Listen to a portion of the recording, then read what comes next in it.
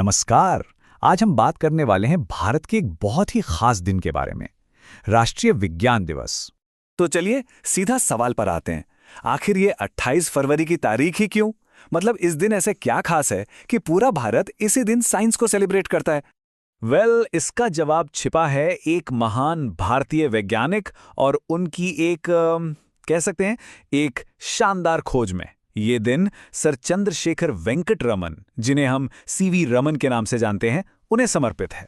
तो चलिए इस कहानी को जरा शुरू से समझते हैं, क्योंकि ये सिर्फ एक दिन की बात नहीं है।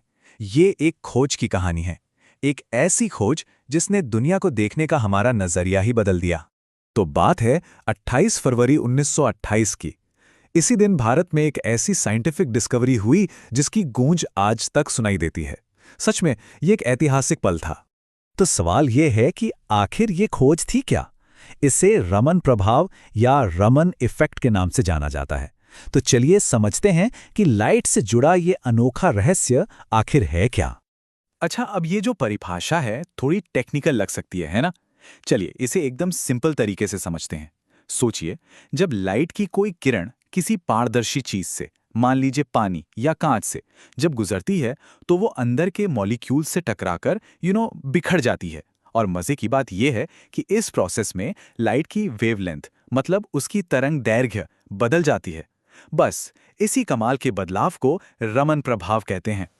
तो इसका महत्व क्या है? अरे ये बहुत ही ज्यादा महत्वपूर्ण है। इसकी मदद से हम किसी भी पदार्थ की अंदरूनी बनावट, मतलब उसके मॉलिक्यूलर फिंगरप्रिंट का पता लगा सकते हैं। आज केमिस्ट्री, फिजिक्स और मेडिसिन जैसे फील्ड्स में इसका जबरदस्त इस्तेमाल होता है, चाहे वो नकली दवाओं का पता लगाना हो या किसी नए मटेरियल की जांच करनी हो।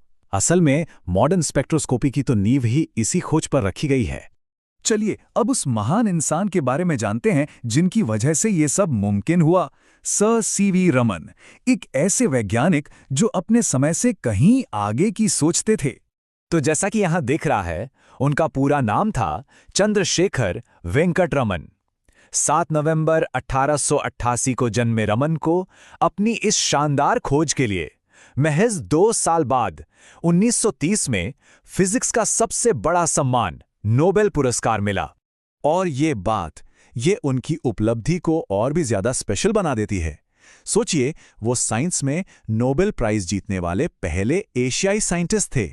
ये सिर्फ इंडिया के लिए नहीं, बल्कि पूरे एशिया के लिए एक बहुत बहुत बड़ा मोमेंट था, एक गर्व की बात थी।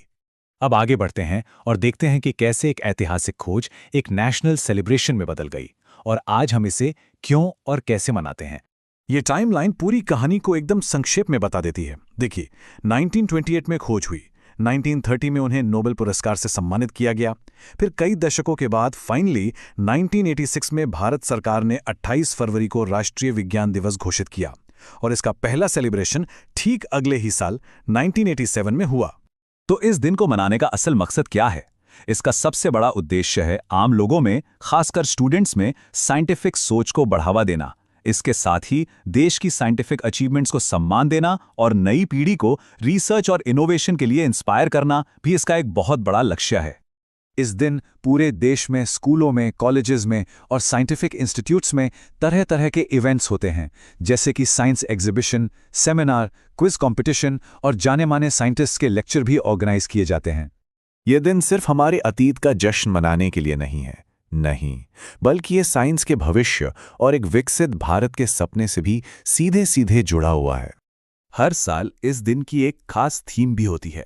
जैसे 2024 की थीम थी विकसित भारत के लिए स्वदेशी तकनीकें। इससे पता चलता है कि ये दिन देश के आज के लक्ष्यों के साथ कितनी गहराई से जुड़ा है। तो कुल मिलाकर देखें तो ये दिन एक डबल रोल निभाता है। एक तरफ ये सर सीवी रमन को सम्मान देने का प्रतीक है, और दूसरी तरफ ये देश के युवाओं में वैज्ञानिक सोच जगाने का एक बहुत ही पावरफुल जरिया भी है। और आखिर में एक सवाल, एक ऐसा सवाल जिसके बारे में हम सबको सोचना चाहिए। सर सीवी रमन ने अपनी खोज से पूरी दुनिया को हैरान कर दिया था।